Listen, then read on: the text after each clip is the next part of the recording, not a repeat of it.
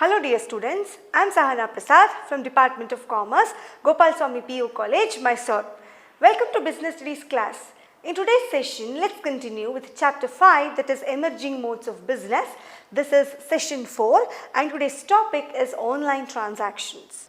What is online transactions? Online transactions occur when a process of buying and selling takes place through internet. When a consumer purchases a product or a service, he pays through it through online. In traditional business, there is a face-to-face interaction. One has to take time to travel to reach a particular shop or a store in order to buy the goods or to avail services. It requires travel effort, greater time and costs. Exchange of information through telephone is also a burden. It requires simultaneous presence of both the parties when it comes to traditional business. In traditional business, information can be passed or transmitted by post too, but again it is time consuming and expensive too. These days, consumer or a buyer can buy the necessary products or he can avail all kinds of services online.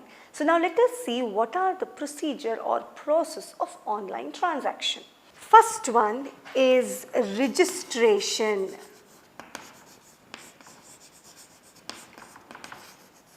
The consumer has to register online on a particular website in order to buy a particular goods or if he has to avail a particular service. He has to enter his name, address, like along with the city, PIN code and also his email address. So after entering all the details, a particular customer can open an account in that particular website. And obviously he will have a login ID and a password. For security reasons, buyer's account and his shopping cart is protected with a password. If it do not have password, then anybody can access his account by using his name. So it is better to have a password. So most of the online transaction, it will have a password. So first step is registration. So ಯಾವ website ಅಲ್ಲಿ ಅವರು shopping ಮಾಡಬೇಕು ಅಂತಿದ್ದಾರೆ ಅಥವಾ ಗೂಡ್ಸ್ನ ಸರ್ವಿಸಸ್ನ purchase ಮಾಡಬೇಕು ಅಂತಿದ್ದಾರೆ ಅಲ್ಲಿ ಅವರು ಸೈನ್ ಅಪ್ ಆಗಬೇಕು, ಲಾಗಿನ್ ಆಗಬೇಕು. ಸೊ ಸೈನ್ ಅಪ್ ಆಗುವಾಗ ಎಲ್ಲ ಡೀಟೇಲ್ಸ್ ಎಂಟರ್ ಮಾಡಬೇಕು. Name, address, email I D, telephone number, all necessary details must be entered and then it will be protected with a password. So next time when he buys a particular goods or service from the particular website, he has to enter his login ID and a password. So this is the first step, that is registration. Second is placing an order.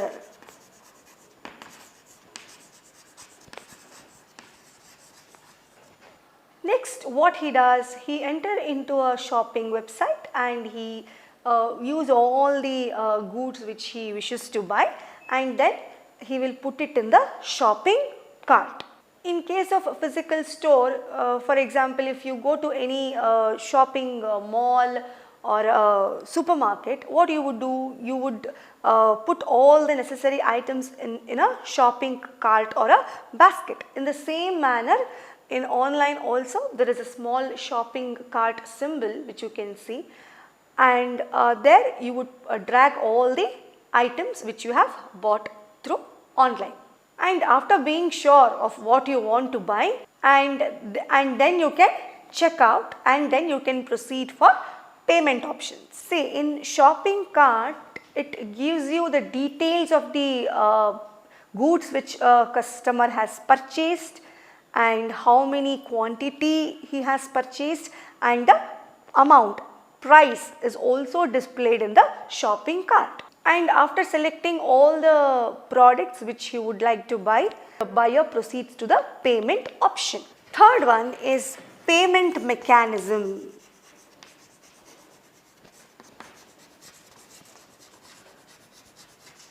Payment mechanism. Payment option are available in 4 to 5 ways. First one is cash on delivery. We call it as COD. What is cash on delivery? If you click the option on cash on delivery, it means that you will make payment when you receive goods at your doorstep. So that is cash on delivery. Second is check. Check means here the online vendor, he may arrange the pickup of the check from the customer's end, and after the realization of the check, the delivery will be made to the customer. So ನೀವು ಚೆಕ್ಕನ್ನು ಕೊಡ್ತೀರಾ ಅಂದರೆ ಆ ವೆಂಡರೇ ಬಂದು ಚೆಕ್ಕನ್ನು collect ಮಾಡ್ಕೊಂಡು ಹೋಗ್ತಾನೆ. ಆ ಚೆಕ್ ಅವನಿಗೆ ರಿಯಲೈಸ್ ಆದಮೇಲೆ ಗೂಡ್ಸ್ನ ನಿಮಗೆ ಡೆಲಿವರಿ ಕೊಡ್ತಾನೆ. So that is cheque. Next is net banking transfer.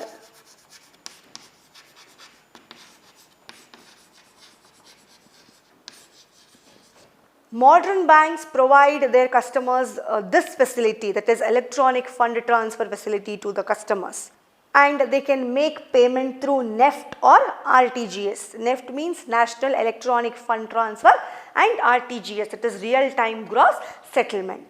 With the help of these electronic fund transfer, amount will be sent to the seller's account from the buyer's account, and after receiving the amount, the seller will make delivery of the goods. So this is third one, that is net banking transfer. Next is credit or debit card. Popularly, credit or debit cards are known as plastic money. These cards are widely used in all kinds of online transactions. And about 95% of the customers who shop online, they use credit card. And credit card allows the customer to purchase goods on credit. And debit card, it allows the holder of the account to make purchase to the extent of the amount lying in the corresponding account. The moment any transaction is made, the amount due as payment is deducted electronically from the card. While shopping online, while selecting the payment options, the customer has to enter debit card or credit card details. So after selecting debit card or credit card payment will be made according to the rule which is applied to either debit card or credit card. Next type is digital cash.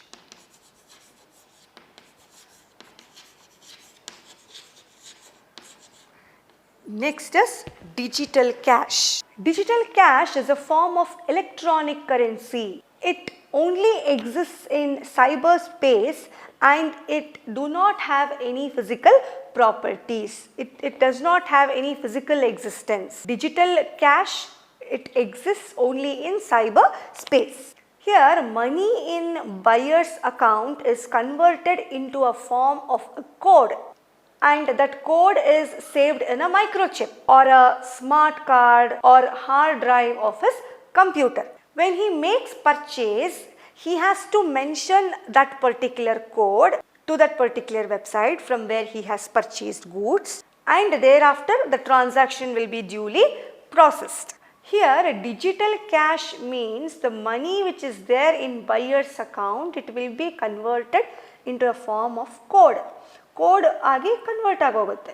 So ನಾವು ಯಾವಾಗ ಆ customer ಆನ್ಲೈನಲ್ಲಿ shopping ಮಾಡ್ತಾನೆ, ಆ ಕೋಡನ್ನು entry ಮಾಡಬೇಕು. So ಆ code ಏನಿರುತ್ತೆ ಅದು ನಾವು ಎಲ್ಲರೂ ಸೇವ್ ಮಾಡಿಟ್ಕೋಬೋದು, ಅಥವಾ ಸ್ಮಾರ್ಟ್ ಕಾರ್ಡಲ್ಲಿ ಅಥವಾ ಹಾರ್ಡ್ ಡ್ರೈವಲ್ಲಿ ಸೇವ್ ಮಾಡಿಟ್ಕೋಬೋದು. ಸೊ ಆನ್ಲೈನ್ ಶಾಪಿಂಗ್ ಮಾಡುವಾಗ ಆ ಕೋಡನ್ನು ಎಂಟರ್ ಮಾಡಿದ್ರೆ ಆಮೇಲೆ ಟ್ರಾನ್ಸಾಕ್ಷನ್ನು ಪ್ರಾಸೆಸ್ ಆಗುತ್ತೆ. So these are the procedure of online transaction. First is registration, second is placing an order, third one is payment mechanism. Payment can be made in all these modes: cash on delivery, check, net banking transfer, credit or debit card, and digital cash. Next topic is security and safety of e-transactions. Security and safety of e-transactions. Now let us see how safe the transactions which we make online. First is transaction risk.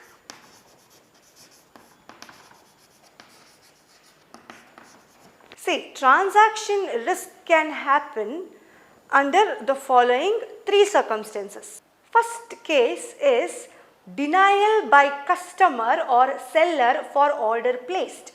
This means ಈಗ customer ನಾನು ಆರ್ಡರೇ place ಮಾಡಿಲ್ಲ ಅಂತ ಹೇಳ್ಬೋದು, ಅಥವಾ seller customer order place ಮಾಡಿಲ್ಲ ಅಂತ ಹೇಳ್ಬೋದು. This is referred as default on order. This is known as default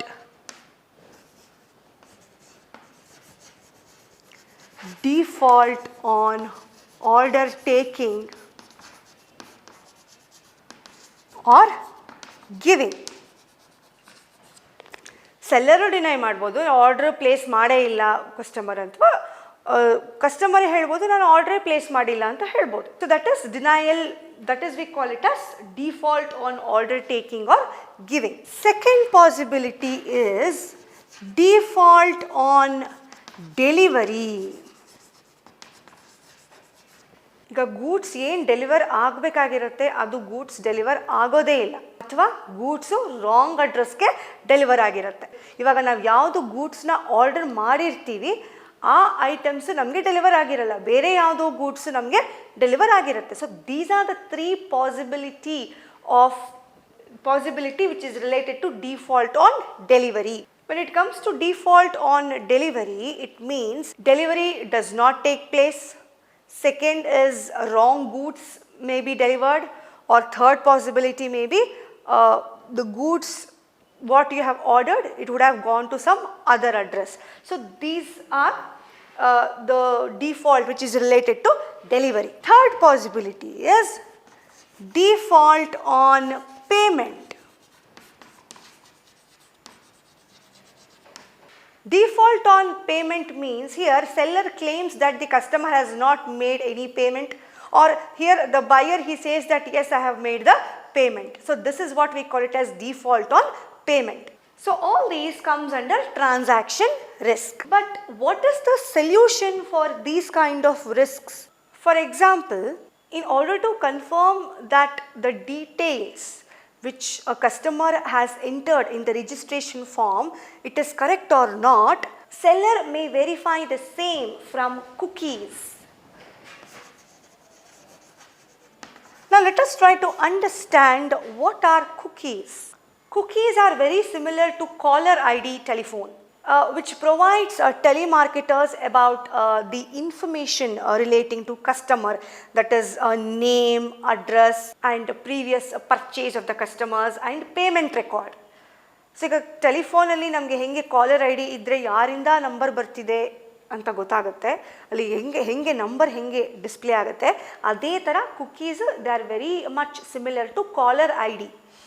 so ಆ ಇನ್ಫಾರ್ಮೇಷನು ಟೆಲಿಮಾರ್ಕೆಟರ್ಸಿಂದ ಸೆಲ್ಲರು ಆ ಇನ್ಫಾರ್ಮೇಷನ್ನ ಕಲೆಕ್ಟ್ ಮಾಡ್ಕೊಳ್ತಾನೆ. ಸೊ ಅಲ್ಲಿ ಅವನಿಗೆ ಎಲ್ಲ ಡೀಟೇಲ್ಸು ಸಿಗುತ್ತೆ, ಕಸ್ಟಮರ್ಸ್ದು ನೇಮು, ಅಡ್ರೆಸ್ಸು, ಅವ್ನು ಯಾವ್ಯಾವುದು ಗೂಡ್ಸ್ನ ಪ್ರೀವಿಯಸ್ ಪರ್ಚೇಸ್ ಮಾಡಿದ್ದಾನೆ, ಅವ್ನ ಪೇಮೆಂಟ್ ರೆಕಾರ್ಡ್ ಹೆಂಗಿದೆ, ಇಮ್ಮಿಡಿಯೇಟಾಗಿ ಪೇಮೆಂಟ್ ಮಾಡಿದ್ದಾನೆ, ಯಾವ ರೀತಿ ಪೇಮೆಂಟ್ ಮಾಡಿದ್ದಾನೆ, ಅದೆಲ್ಲ ಇನ್ಫಾರ್ಮೇಷನು ಕುಕೀಸಿಂದ ಸಿಗುತ್ತೆ.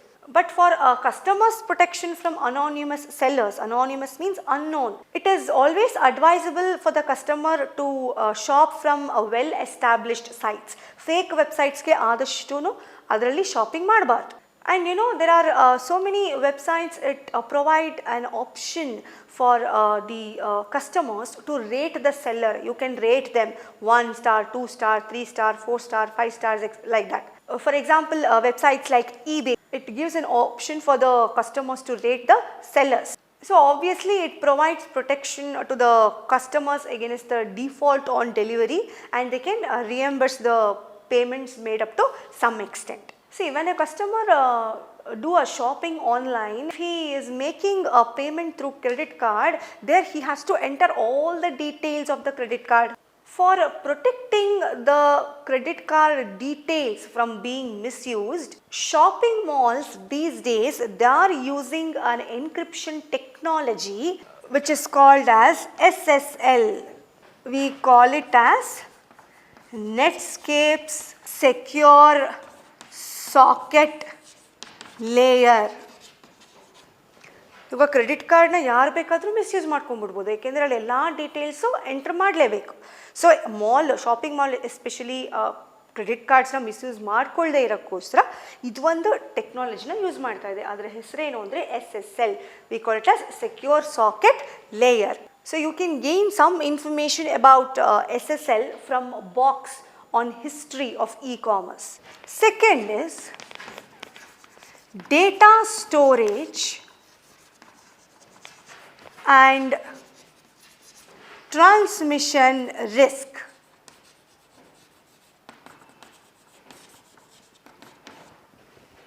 Data storage and transmission risk means, what is data? Data means information. Here information is very important. Information is the power. But think for a minute, if a particular information goes into wrong hands, what will happen? Anybody can misuse the information. We usually call this as virus or hacking. What is virus? Virus means vital information under siege.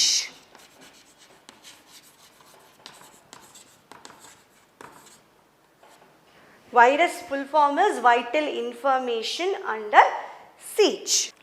What is virus? Virus is a program which replicates itself on the other computer system. So if virus enters into a computer system, the entire computer system, it will be damaged and all the data will be lost. And what is the solution for virus? You have to install the antivirus programs to the computer system so that it would scan the files and the disks frequently, and it gives a protection to your data folders and system from the virus attacks. And another word is hacking. What is hacking? Hacking means unauthorized entry into a website. When you do not have permission to enter into a particular website or a system, if a person enters, it means that it is hacking. So it is also one of the transmission risks. Then again, what is the solution for this? The use of cryptology. Cryptology. Cryptology means it is an art of transforming the information into an unreadable format known as ciphertext. Only those who have a secret key to open that particular ciphertext, only those people can read that particular information into a plain text. So this is similar to, using code words. Usually a few people, they talk in code words so that the other person cannot understand what these two are talking. So the same method is applied here. Cryptology means a particular information ಅಥವಾ transaction ಏನಿರುತ್ತೆ ಅದನ್ನು ಅನ್ರೀಡಬಲ್ ಫಾರ್ಮ್ಯಾಟಲ್ಲಿ convert ಮಾಡ್ತಾರೆ. So ಆ secret key ಏನಿರುತ್ತೆ ಅದನ್ನು enter ಮಾಡಿದ್ರೆ ಮಾತ್ರ ಆ ಟೆಕ್ಸ್ಟ್ ಏನಿರುತ್ತೆ ಅದು ರೀಡಬಲ್ ಫಾರ್ಮ್ಯಾಟ್ಗೆ ಬರುತ್ತೆ. So that we call it as cryptology. So hackers, what they do, they often destroy the data and information which causes huge loss to the organization and also to the owner of the website. Third one is risks of threat to intellectual property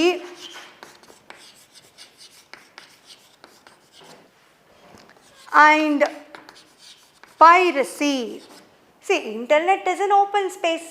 Once the information is available in the internet, it moves out to a private domain. Then it becomes difficult to protect it from being copied. See, once the information is available, it means that your information or data will be copied from other people. See, this risk is the risk of threat to intellectual property and piracy means, see, once the information is available on the internet, it becomes difficult to protect it because it can be used by anybody, and it is very difficult to protect it from being copied. You cannot stop others to copy your information. So that is the third risk what we have when it comes to security and safety of e-transactions. So this is related to security and safety of e-transaction. First is transaction risk, In transaction risk, you have default on order taking or given. Second is default on delivery. Third one is default on payment. Second is data storage and transmission risk, where I explained about virus and hacking. And third one is risks of threat to intellectual property and piracy. So this is related to security and safety of e-transactions. Now let us see the resources required for successful implementation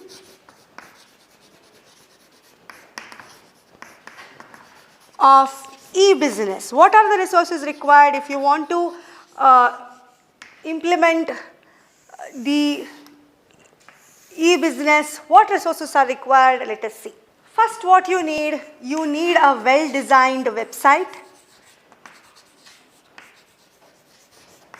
If you have a website, you can start e-business, right? Second is you need an adequate computer hardware, you need hardware.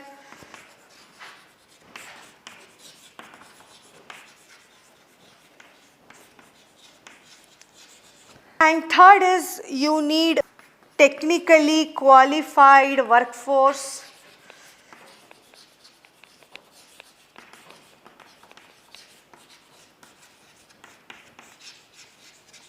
And fourth one, you need effective telecommunication system.